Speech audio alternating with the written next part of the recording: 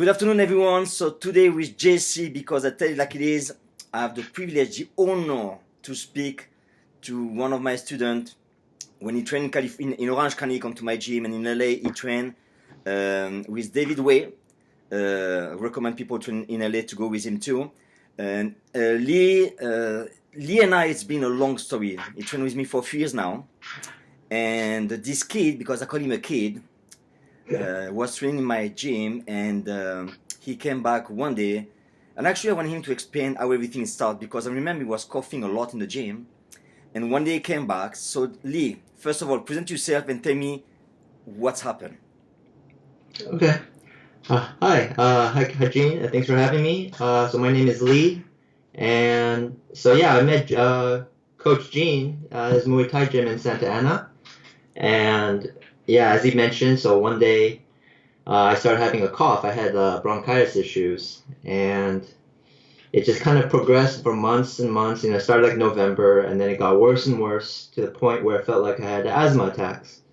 After like maybe 3 minutes of a round, I would barely be able to breathe and recover. And one day I woke up with this swelling on my neck, and I went to the ER, and turns out I actually had leukemia, and I was diagnosed the same day I went to the hospital. And yeah. So the reason I want people know and understand why it's very important for me to speak with Lee today is, first of all, because his story is fantastic. It's going to give a lot of hope to a lot of people. And also because I know everybody is freaking out with the COVID-19 coronavirus, which it's normal. We should be aware of that. But one thing too, people need to remember that as far as from today, I think we are 21,000 people die from coronavirus in America. Right. And but we have to remember that last year we got 600,000 people die from cancer. And so I understand that right now coronavirus is killing a lot of people. And again, I understand that, and we should be aware of this. But we should not forget about the 600,000+ people that die every year from cancer. Yes. And right now we talk about coronavirus, but right now, as we're talking right now, someone is dying right now from cancer, and we don't talk about them. And I want people to understand that it's important to talk about coronavirus, but please do not forget people who are dying right now from cancer, because it affects not only the person because it is dying, of course, but the damage on the family. That's why in the discussion later, Lee, we're going to speak about that. The trauma of going through cancer, because you have to face it. People die from coronavirus, they die after like 2 weeks or 3 weeks. Cancer, it's months, and sometimes years, and you see the person dying slowly, and it's hard on the family and everything. So I want you to let people know, Lee, how did you feel when you were first diagnosed with leukemia? Honestly, Gene, so when I was first diagnosed, my body, I was in shock. I was in shock for probably a few months in the hospital. You can't really comprehend what's happening, because for mine, my leukemia progressed to the point where it was impeding my breathing. I had a big mass in the center of my chest. Wow. And it's actually kind of similar with corona, where in the fact where you get pneumonia. Okay. And so my lungs were starting to shrink because fluid was building up, and so I was in the ICU immediately as soon as they could, and start my chemo right away. And during that time, you're in survival mode, so it's flight or flight, and you're just thinking, okay, how do I get through this next hour? How do I get through this next day? And you're just trying to do and go along with what you think is the best way to go about this. Because at first, if anyone, God forbid, you go through that experience, but you're not sure how your family's worried. Everyone's very scared. Emotions are very high, and so it was very tough time, and this is something I still try to look back on today, because I feel like I can still learn a lot from that experience. Wow. Yeah, and especially with you were mentioning the coronavirus and how we were so focused on it, and thank you. You mentioned that we should remember all those cancer patients or any other kind of patients with chronic illnesses in the hospitals, because the thing that no one really hits on is the fact that yes, the coronavirus right now, 20,000 die directly from coronavirus. But we don't talk about the effect on our hospitals and the systems. Because if our hospitals get overrun, then they can't devote as much resources to the cancer patients, chemo patients, people with like heart issues, heart disease, or Crohn's, whatever it is, whatever ailment they have, and those people don't get the care they need. And so the death toll is actually much higher than what we actually see directly. There's another layer to that. Yeah, you're right. Yeah, and one thing also is that what people need to really understand, and again, I just try to awake people. My point of view, and again, I don't say my point of view is right, but when you look like most of people from coronavirus, the statistic I think is above 80 years old, 75 to 80 years old. So a lot of young people die, but it's like one doctor died, he was 30 years old. Yet one, but how many people above 70 die? The population who die most from coronavirus are old people, let's face it. And what strikes me a lot is like, remember when I come to see you in the hospital, how many kids are dying from cancer. So God forbid, but example, if I had to die right now from coronavirus, I live 53 years. And when you see kids dying from cancer, you like they have not even started to live and they're dying. That's why it strikes me a lot, that for me it's very important people to be aware that yes, coronavirus is killing people, but please do not forget about kids, are dying from cancer. I mean, we cannot forget about them. Definitely. Definitely, yeah. They're kind of fallen by on the wayside, because of this news on coronavirus. I agree with you. And, you know what? I don't know if you pay attention, Lee, but I don't watch too much TV. But the few time I watch, I used to see advertising about Chalk Hospital or St. Jude Hospital about cancer. I don't see any right now. No. I actually don't see much of that either. Only anything that I see about the Chalk, at least, is usually on like the billboards off the 5. I don't know if you've seen it. Yeah. They have huge billboard there, and especially when you pass by on the 22. But other than that, no. And that's another thing too, is that my hospital is very good at. So I was treated at Chalk, which is Children's Hospital of Orange County, and I'm not a child, obviously. But what most people don't know is that they prefer young adults up to age 26 to be treated at a Children's Hospital because the chemo is more aggressive and than for like the adult hospital, and so we have higher chance of being cured and not relapsing.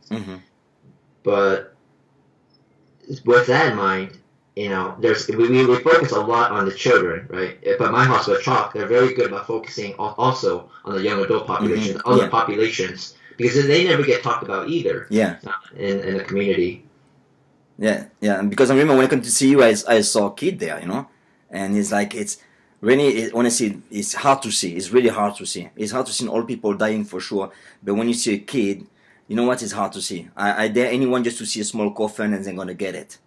Definitely. Definitely. And no matter how many times I was in the hospital, I stayed. About, I think the longest was maybe months at a time, a couple months. But other times maybe a month. So I've been inpatient many times. So I've seen a lot of kids there, and no, it's very heartbreaking. I agree with you. But what stuck out to me more is the parents. I talked to the parents, or the parents talked to me, and we would talk, and I would see their experiences. In particular, I remember after a year in the treatment, I was in the hospital again due to my issues with my pancreas, and this mother was there, and I was talking to her, and her son just got diagnosed with leukemia.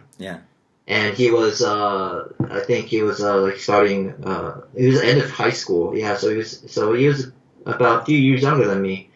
And he still had his hair and everything. So he was just starting chemo, and that was a very hard moment to see, because I not only saw the effect of it on kids, because I saw with many kids that come out of cancer, it doesn't affect their life. But their parents, everyone else, it affects their whole world in a degree that I didn't realize. And because from my perspective, I couldn't really see, how it really affected my friends. or my family, or you, the coach, or anyone I know. Mm-hmm. And that's what kind of really it tipped me off that this is actually a bigger issue than I would even ever thought of if I didn't had that experience. Yeah. And when you talk about hair, Lee, I see your hair really. You grow a lot of hair now. I can see you got a lot of hair now. Yeah. So in the beginning, now I always had the problem of not having hair, and I'd be like, oh man, look in the mirror. Oh, why don't I have any hair? How many? Am I ever gonna have hair? But now I go, man, can I get rid of this hair?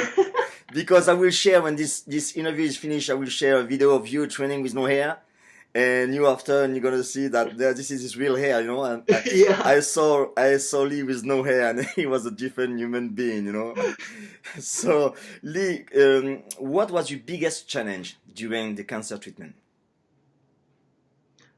Honestly, myself, of course, definitely myself. I of course in the beginning I had to tackle a lot of problems of dealing with my family or my treatment. I had to reorganize myself because during chemo treatment, many of the chemo drugs, they affect your hormones, and they also affect your memory. And my memory was that of like I was bird brained. I could not remember things longer than like a day. My short term memory, long term memory, I had to be very organized, and so I had to change how I lived in totally. But more than that, because I was actually struggling with chronic depression. Even when I was training with you, but with cancer and everything coming at once, it just went very downhill to a point where I was in prison within my mind. Wow. Wow. And I remember when you used to train, you were in chemo, and actually the video people are going to see after that, we were doing 3-minute run, and you did not give up. You were dying at the end, but you did not give up. And I remember that I told you, Lee, if you give up in Muay Thai, you give up in life, and you keep training, And so this is a question I was not planning to ask you, but what do you think about how your state of mind, of you thinking about the whole cancer? How can I say that? I believe that the state of mind you have when you're facing a disease like that is as important than the drugs. Definitely. What do you say to the people about your state of mind? How is the power of the mind on specific cases? I 100% agree with you. It's not only the drugs; it's you that has to do the drugs, but everything else around that. And just from talking with you, and when you visit me in the hospital, I thought a lot about what you told me. Even though I couldn't understand or see it in front of me, I could envision it. And after I started opening up more over the course of treatment, I started learning and adapting to my situation. And I learned to really listen to my doctors and their experiences. See, because I realized they tell me many things, but the thing they tell me is different from another patient. And I asked them why. I asked them. I remember one time asking my oncologist, why she feels so afraid of me taking this medication, and I realized most issues or why people don't survive during treatment or after treatment is unrelated to the chemotherapy. Wow, actually. okay. It's indirectly related. It's usually because they give up inside. A lot of them actually stop taking their drugs. Wow, okay. Yeah, even when hard chemo, some of them just, if you're in the hospital, it's a bit easy because they give it to you, but some people just don't move. They stay. It's so easy to stay in the hospital bed all day and do nothing. And you know as well as I do, when you start doing that, it just snowballs and you cannot come out of it as easily.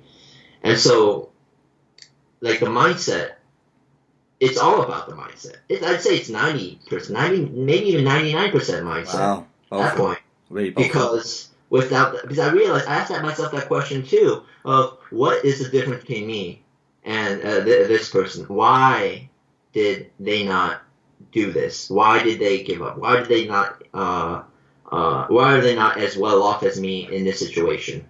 Now, of course, our bodies are different, but a lot of the times, I remember learning this from you, Coach, is that you're basically stronger than you think you are. Mm-hmm. You don't know how Mm-hmm. strong you really are. Yeah. And that was I had to remind myself of that many times, and many times I would surprise myself because I would realize, wow, I didn't know I could do that now. Yeah. Maybe I can do it. Who knows? And then you just start expanding instead Mm-hmm. of going within. The only way to know what you can do is to do it. Yes, definitely. You know what I mean? Yeah. Yeah. Wow. Okay. I mean, because I thought this exact same thing. When I thought about, I was so the very first thing I thought about when I was down getting my chemo in the beginning months was the fact that, when will I be able to train Muay Thai again? and then it turned to, can I ever train Muay Thai again? Uh-huh. Then and for a time I actually gave up. I remember I told my nurse asked me, "Oh, what did you like to do, before you were sick, or what do you like to do?" And I said, "Oh, I was a fighter." I told her that. I said I did train Muay Thai. I used past tense. Wow. Use the past. And she picked up on that. Yeah. And she said, "You don't anymore?" And I said, "Well, not right now." But she said, "Well, not right now, but you will in the future?" I said, "Oh, I don't know." And she told me, "Well, there's no reason why." And I said, and that clicked for me. And then I realized that it was me limiting myself, because yes, at the time I could barely walk. Uh-huh. I could barely throw a knee. I could barely execute any technique. But I envisioned. That's when I started envisioning a time and place where I would be better, and that I told myself that would eventually happen. It's just I don't see it right now, and I have to start preparing for the eventuality when that does occur. So I'll be ready to start training again, and that's exactly what happened. Actually. Wow. And you know what? And I thanks her for what she said to you, because I'm sure she knew exactly what she was doing. She just changed your vision, because if your vision starts to see like is in the past, you're gonna become what you think about. So the fact she changes your way of thinking, automatically she creates new pictures in your mind, you know. So what she said was fucking fantastically. Honestly, I want to thanks this nurse, because she did something amazing. Oh no, definitely. But I mean, it definitely wasn't the beginning. It was. I don't know if you remember what you told me when you visited me in the hospital with Roy and Lexus, but it was. I remember you showed me a sheet of paper, and you showed me an ant trail, and you showed me how ants sometimes they don't just stop, they go around the whatever's blocking their path. Yeah. And they keep on going. Yeah. And you were telling me that this is just what that is for my life. Mm-hmm. And I thought about that a lot. And so when that nurse told me that, it was many things actually that made it possible for that to click within me. Where I went, oh, I see. Now I can finally believe in that. Yeah. Wow. Okay. Fantastic. Very very very very touching actually. So yeah, I want to ask you, what kind of obstacle did you face during the treatment process? What was the obstacle you face? Obstacles. Because when I think about chemo, all the things they put in your vein and your blood and everything, you know what? I can't even say what it's feeling, because I never got this, but I can't even actually imagine, because you cannot imagine something you did not test, Yes. But what was your obstacle you faced during the treatment? Well, I would say, I mean, just to go back to it again, the biggest definitely would be the mentality, of course, getting through treatment, the day by day, just surviving, because I remember this is a bit, I don't know if I really touched upon it with you about this, but there was almost every chemo patient I've talked to, they've had a moment or multiple moments where they contemplate suicide. And it's very common. Okay. And especially when you're out of the hospital and you're home, you're in bed, because in the beginning, first year and a half, I probably sleep 12 hours, 16 hours a day. Okay. And I'd be active, but then me being active is me in my bed, being rolling around because you can't really do much most days. Okay. And it's about, surviving sometimes not even a week or a month. You sometimes think days, and then sometimes days is too hard. So you start thinking about today, and then maybe that's too hard. So I start thinking about the hour. Wow. Oh, can I make it through this hour? I think I can pull through this hour. And then finding the will within yourself to be able to take that medicine, because it's the very simple act of taking a drug that saves your life, but poisons your body essentially to make you weak, to make all this compounding these problems on your life.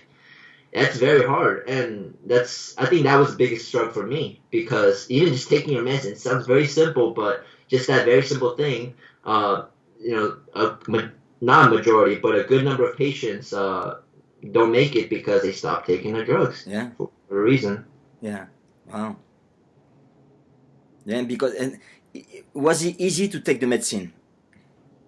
No, not at all. I will confess. I hope my doctor doesn't watch this, but there is a couple days where you just go, not today. No, I can't. And it's very common. And in those days, you have to be able to pick up the next day and be like, and tell yourself, okay, you know what? Yesterday was yesterday, but today I have to. I got to. Yeah. Because. So I guess in a way, going back to the other question, was the biggest obstacle was growing from the experience, because I had to grow then and now. I was 22 when I got diagnosed. I'm 26 now, but I felt like I wasn't really an adult. But after that, I was faced with many situations where I had to, take charge of myself and be able to adapt in ways that I couldn't before, because now it was up to, my life was at stake essentially. Yeah. But the thing is, what you did, Lee, is like you take your medicine every day, and we're back on the philosophy, because I have to say that when I went to see you at the hospital, for me I went to see a kid, because the different in age we have, he was a kid, and for me that's what was hard for me. But one thing you just said right now is that people need to see that is like a lot of people stop to take the drugs, and they die. And what you have to remember back on the philosophy, because on all my interview I try to always inject some positive thinking, and I say you have to remember that in life we must suffer from two pain: the pain of discipline, which for you was to taking the pill, or the pain of regrets, to not take the pill and die. So the pain of discipline or the pain of regrets, and we always have to remember that the pain of discipline weighs ounces, and the pain of regrets weighs tons. Yes. So you did what you have to do, and that's why you're there, and some, God forbid, are not there anymore, Yeah, and I'm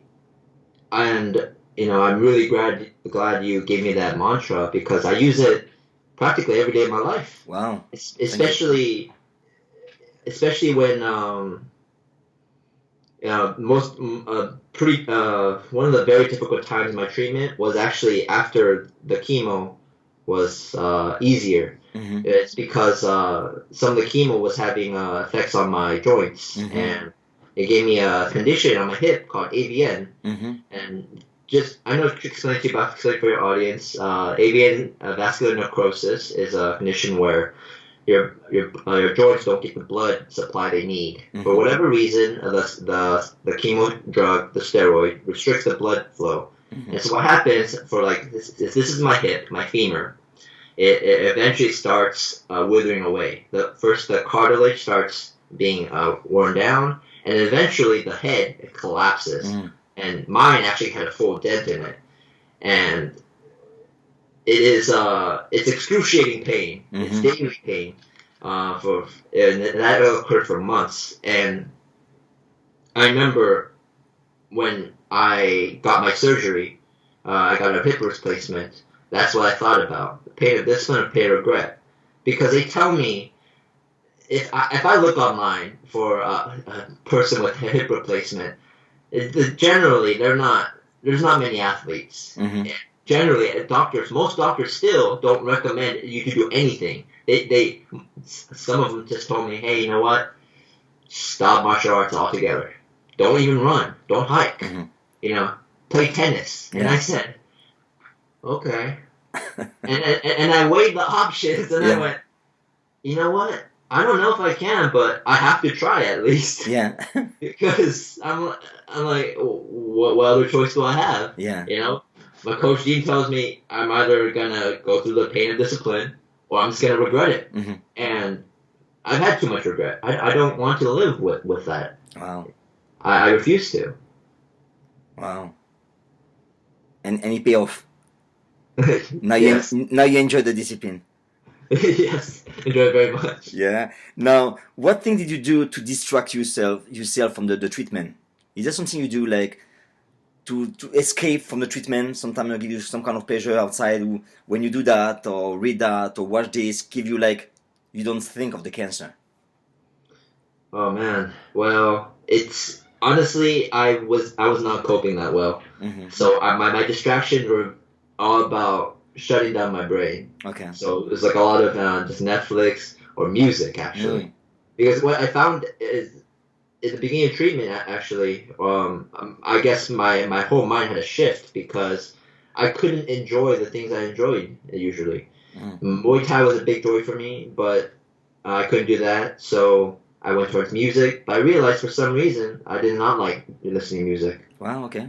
Yeah, I didn't, and that was very weird for me. Even games, I could not play video games.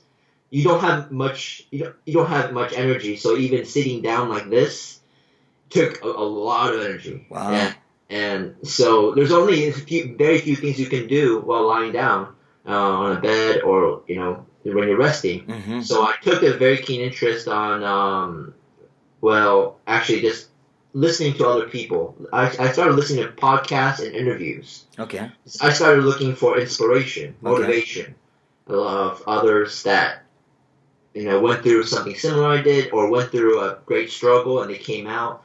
Because I was trying, and so I guess in a way I was trying to distract myself by trying to find an out of my situation, trying to find hope that someday I could, overcome this and be like that person, and at least be able to accomplish some of my goals. Okay. And so that's to answer your question succinctly, my distraction was hoping for a better life. Oh, okay. And visioning for a better life. Wow. Okay. Really powerful. Really powerful. Wow, okay. So now, Lee, that you are a survivor, so how are you living your life differently and why? How am I living my life differently? And why? Well, compared to that kid you saw when I walked in your gym first in Santa Ana, I'm living my life differently, 100% totally differently. Everything from how I train, from how I eat, to how I conduct my business, how I conduct my day. Now, it gave me, the experience of mine actually gave me such empowerment. Okay. Because I was able to learn, about my weaknesses and learn that I had to be able to I guess plant some seeds in the spring, or bake in the fall. Exactly. Right? Exactly. Yes. And my first time around when I was in treatment, I was baking in the fall. Wow. I realized that I was not prepared for any kind of situation like this, and of course this won't happen to many people, but life happens. Bad things happen to people. Bad things happen to good people, and it's just a part of life. And so I realized that I had to be able to. I started conducting my life in a way where I was setting myself up for success instead of just living day by day, setting myself up for failure. And it gave me motivation to be able to, take charge of my life, tried to make my venture out to my own businesses, and it forced me to really rethink my financial life too. Mm-hmm. Everything related to that, my relationships, Mm-hmm. how I connect my relationships. Mm-hmm. The biggest thing that ran through my head when I thought I might die in the beginning, or even throughout the whole first 2 years, I was thinking I could die. I thought about the regret I would have for not being able to deepen my relationships with people. Mm-hmm. You know, I thought about how, especially kind of related to Muay Thai, because I was always just very business-like. I would just focus on the training and just on that aspect, Mm-hmm. and people not so much. But in the end, I realized the important things in life was the people around me. Mm-hmm. You know, the Yeah. people that I could talk to, that could talk to me, and not having that made me realize that, oh, I need to be able to really foster this part of my life, my relationships. And so if you ask how I conduct my life differently, it's man, honestly, there's too much. Now, Lee, one thing, because I listen what you're saying, it made me think of another question that I was not planning to ask. If you never have the cancer, do you think right now, 2020, what you're thinking right now will be the same, or you will think you'll be behind?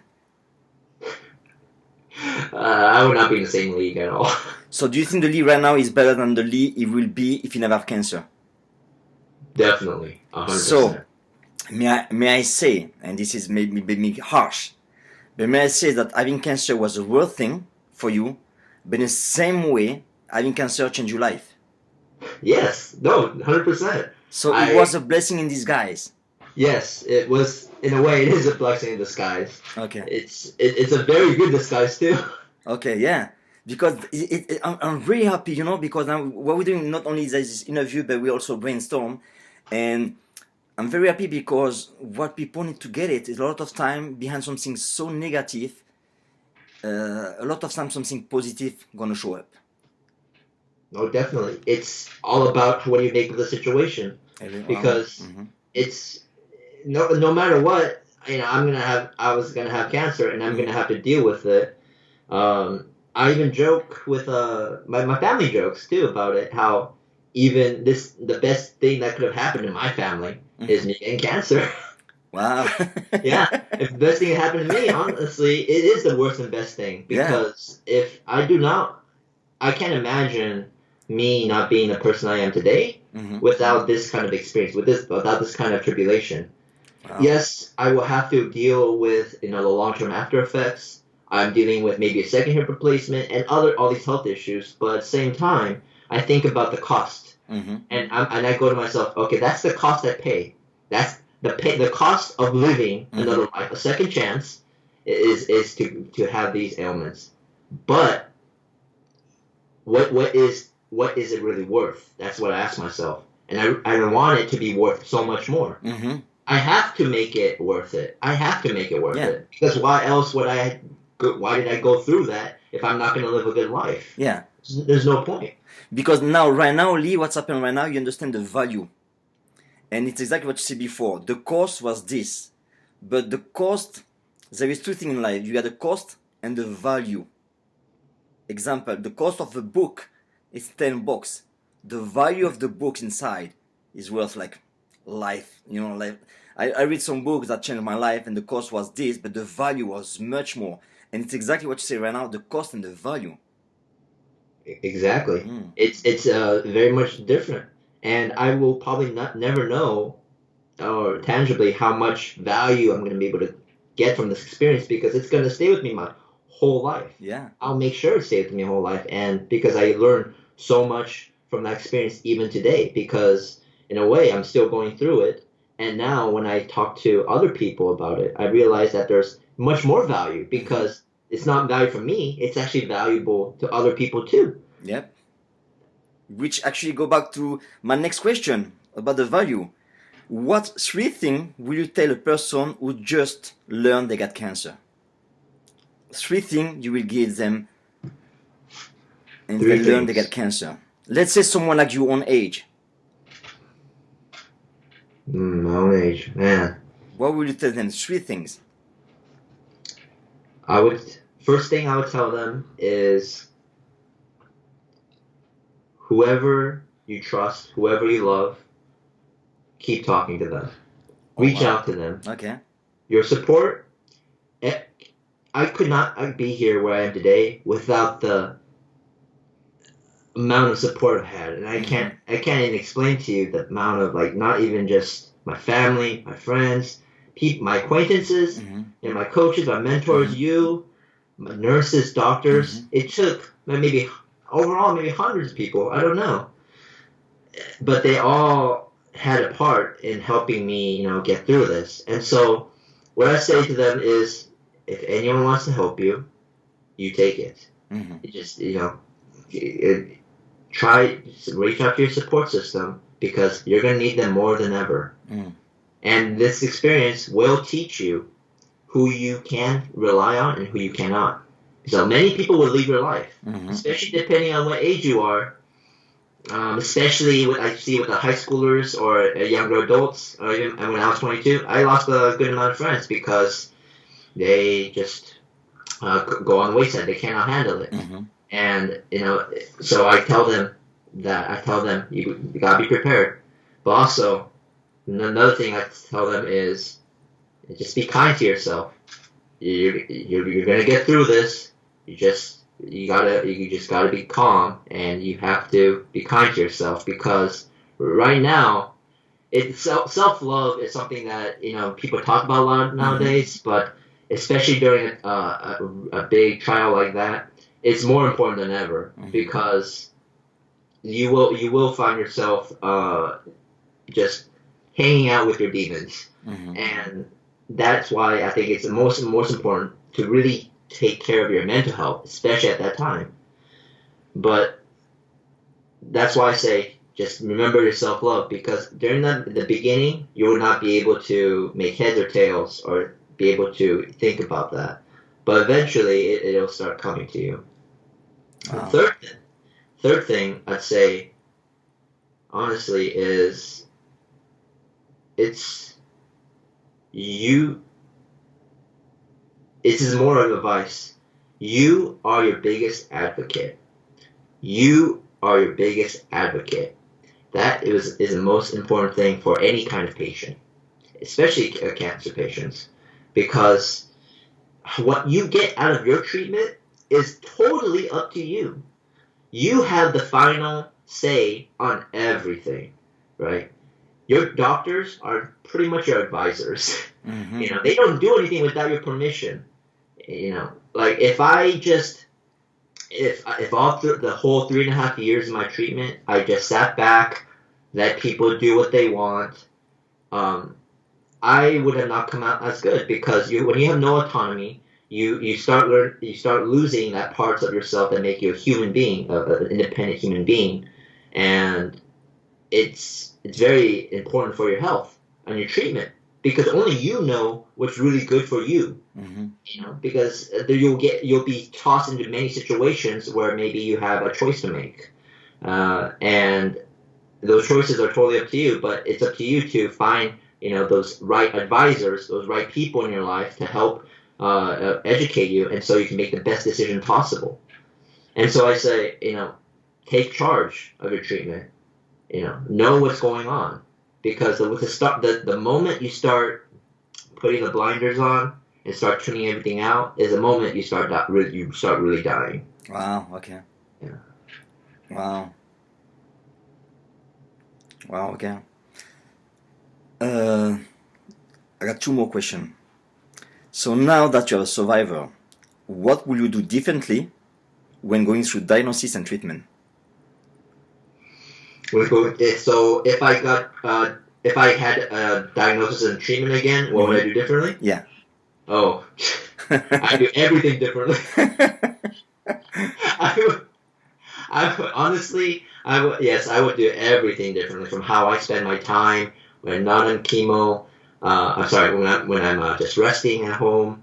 I would be productive. It's because the last time before, I did not have the tools to be able to do anything, or did not even have the mindset required to be able to utilize tools. But I do now. So if I had to go through chemo and I got diagnosed, I would just say, okay, I'd have to make a choice right then and there. And everyone asked this too. All survivors ask themselves, what will I do if I ever relapse? Mm-hmm. Some will say, I'm not going to try again. I'm not going through that again. I thought that at first. Mm-hmm. I'll be honest with you, Gene. I thought that, but then I thought more about it, and I went, you know what? No, it'd be worth it. I would try again. I would decide that no, I want to live, and I'm going to beat this. Mm-hmm. And it's not, oh well, but I don't know until I try. Yeah. And so just because that one little mindset shift that I had to go through made me realize that if I do go through this again, I will be much better off this time around, because the biggest struggle, the most of the struggles in treatment the first time is the fact that cancer affects your whole life, everything apart, and not just your whole life, but your family's whole lives, and maybe your friends' whole lives. And so to be able, at this time, I would be able to maybe control the damage a bit more. You know, if I would, how I would conduct my relationship with my friends. My friends would not want to talk to me, or they would be scared because they don't know what to say. Your friend just got cancer. What do you say to them? Yeah. How do you, make them feel good? When they're going through such a tough time. Yeah. And so many people, because they're scared to reach out, they don't say anything. This time around, I would probably be the one to reach out to them. I'd probably tell people, you know what, it's okay, because I'll be fine. Mm-hmm. And because now I know, what's really important, why I would be going through this. The first time around, I would when I was especially going through the real deep depression, I would ask myself, why am I doing this? And I couldn't answer. But my answer to keep going was the fact that I was still doing what I need to do. Mm-hmm. And I realized, I must want to live.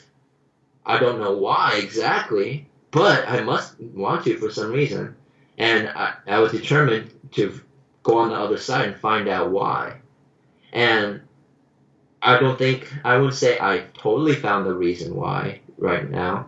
I found some good reasons, but could I say with a certain fact? Probably not.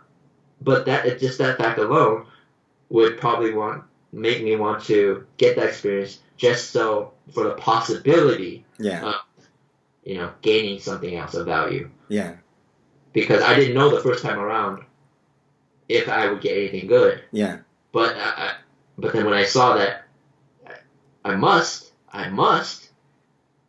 that means this time around it might even be even better. Mm-hmm. I don't know. No one can ever say. So it's just how it is, honestly. Yeah. And the thing is that if you don't do stuff like that, the question you need to ask yourself is, what is the alternative? Exactly. For you and like so many people who got cancer, it's living or dying. There is no between. You do the thing to survive, or you don't do the thing to die. That's it. And you choose the right thing. You choose the right thing. You make the right decision, and that's why you're here right now speaking with your long hair. So now my last question, Lee, it's any words of wisdom to other young adult cancer survivor out there? Don't give up. There we go. You if you survive cancer, you're in like the top 1%. Not many. No one will be able to fully understand what you went through, even other cancer survivors, especially as a young adult. But take that experience for what it is. Make it worth something, and use that experience to be able to take that worth and apply it to your life after cancer, and you'll be able to gain so much more value that you don't even know where you can go. Mm-hmm. And I'd say that with pretty much anything. It's not just I would say for cancer survivors, but anyone that goes through a hard trial and you come on the other end. Even people say, for right now, this coronavirus, people are stay at home right now. We're going to be in the 2 months. And I'll admit, it's tough. it's not an easy thing to do. We all have different trials to go through, but you have to realize that you can gain value from something even when it seems like nothing. Mm-hmm. And especially as a survivor, you've got to make it worth your while. I'd ask them questions like, why did you go through this? Mm-hmm. What are you going to do with it? What are you going to do with it? How are you going to make it worth it? Mm-hmm. And yeah, because I feel like it's just a beginning. Mm-hmm. Especially for if you get a young adult, it's probably the most toughest of the age groups. But at the same time, that's the time when you have the chance to make something worth it. I could go home.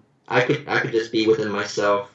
Go boo-hoo. I got cancer at 22, and now I'm 26. My early 20s were pretty much all just sick. But I gotta look at the good side. What I have left. Mm-hmm. You don't ever want to think about what you don't have. You'll think about that all day. Yeah. You can never run out of things you don't have. Correct. They say, there is one guy say, I complain about my shoes when I met a guy with no feet. Yeah.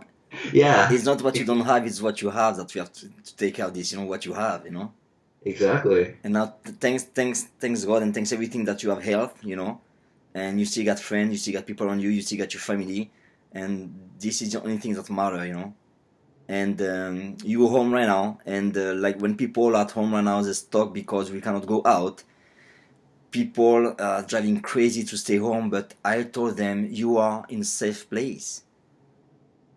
When you're at home, you're in a safe place. Right. You have to remember that. So you cannot complain to be in a safe place. Yeah. So Lee, I want, before I let you have the last word, I want to thank you so much for taking the time on this Sunday to do this interview. I think that people need to hear your story, because he inspired me, he inspired a lot of people in the gym, and I know it's going to inspire a lot of people out there. And if you just start with, and it's not bad news, yes, it's bad news, and also like the good news with what you say, and if you get cancer and everything, I think whenever doctor can say is important, but the most important thing is someone who went through that, because you went through that. So you're the only one who can speak. You speak so much better about cancer than me, because who the fuck I am to speak about cancer? I never have cancer. So you went through that. You understand. You give so many good advice, I think, to apply not only for people who have cancer, but also in your life, And Mhm. again, Lee, I really appreciate your time. And do you have any other word you want to share before we finish this interview?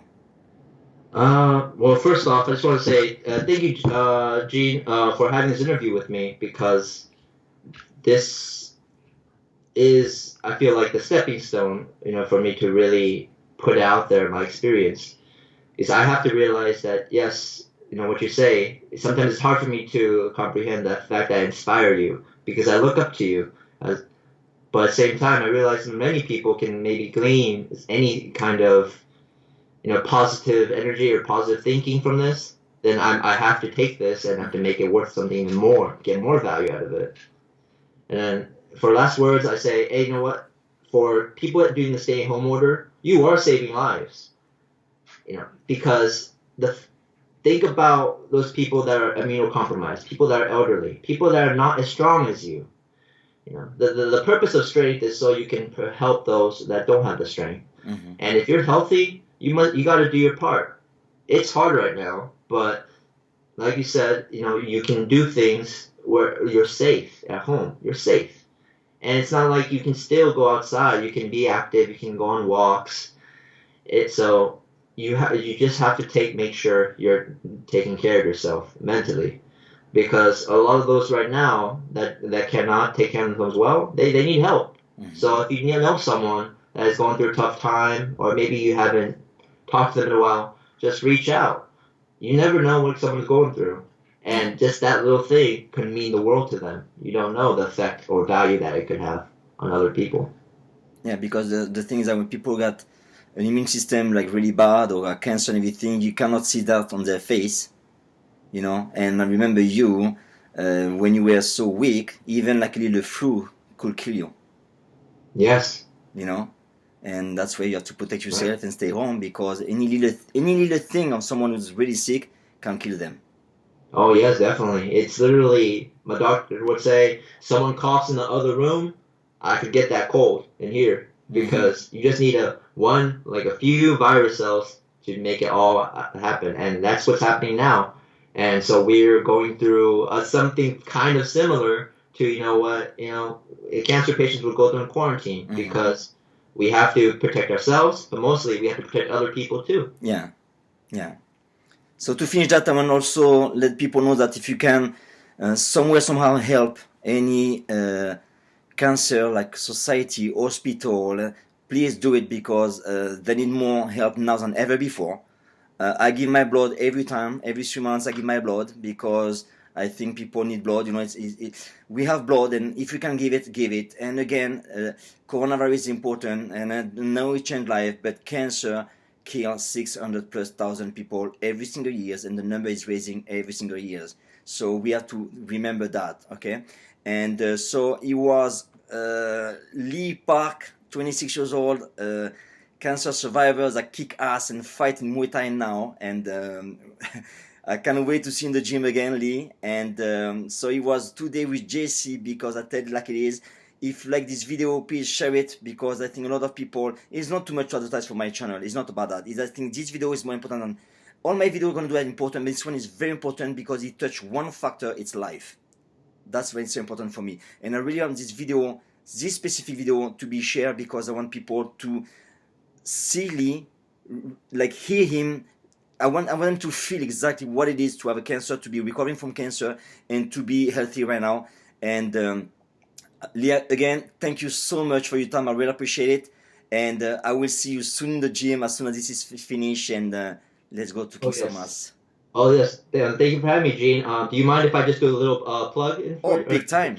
Big time. Okay. So I appreciate you saying, help people with the cancer and donate.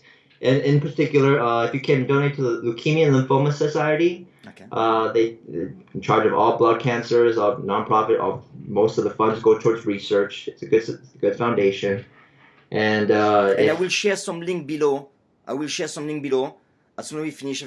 If people want to make some kind of donation and share, I will share a link for that. Okay, that's great. What else? And if you guys ever want to reach out to me, or if you know someone that's going through a similar thing with cancer, just hit me up. I've got other friends and survivors. We're part of this. My hospitals, we have a group called AYA, Adult and Young Adolescent Cancer Survivors. And yeah, so let's stay connected. You can hit me up on IG. L33JP is my handle. And say it again. I want people to hear how they can connect. Any way they can connect with you. Say it again. Okay, so you can find me my Instagram handle, which is L33JP, and or Facebook. You can find me on there, or through Gene's channel. And I will share all this information below on the video too. Okay, that's great. Anyway, thank you, Gene. Thank you for having me today. You are more than welcome. Lee, thank you so much. God bless, and let's kick ass soon. Okay. Okay, bye, Lee. Bye, Lee.